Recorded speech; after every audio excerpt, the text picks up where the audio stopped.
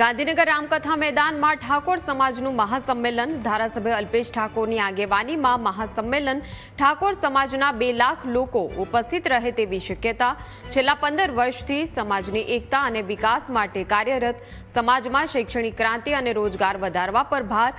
ક્ષત્રિય ઠાકોર સમાજમાં વ્યસન મુક્તિનો મોટો પ્રભાવ છેલ્લા 10 વર્ષમાં શિક્ષણ પ્રત્યે સમાજમાં જાગૃતતા વધી રાજ્ય સરકાર પાસે સમાજ ભવન માટે જમીનની માંગ રાત્રે 3 વાગ્યે કાર્યક્રમ કરી જાગૃતતાનો આપ્યો સંદેશ અન્ય સમાજની જેમ ઠાકોર સમાજને આગળ લાવવાનો નિર્ધાર મંત્રીમંડળના વિષય પર સવાલ કરનારાઓને આપ્યો જવાબ। છેલ્લા 15 વર્ષથી સમાજમાં એકતા આવે, સમાજમાં ભાઈચારો કેળવાય,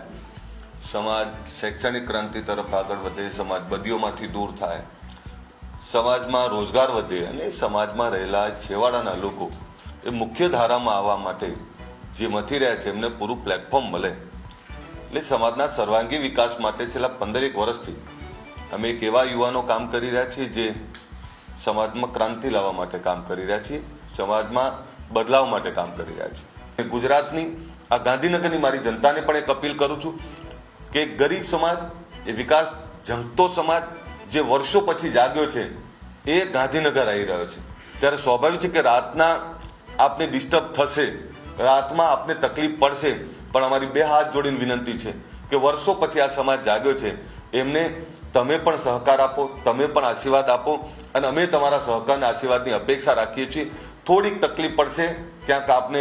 અગવડ પણ પડવાની, પણ મારી ગાંધીનગરની જનતાને ફરીથી વિનંતી કરું છું કે આ સમાજ તમારા ભરોસે, તમારા આશીર્વાદ અને તમારા સહકારના ભરોસે આવી રહ્યો છે ત્યારે સમાજના લોકોને પણ તમે સહકારને આશીર્વાદ આપો એ વિનંતી કરું છું। ફરીથી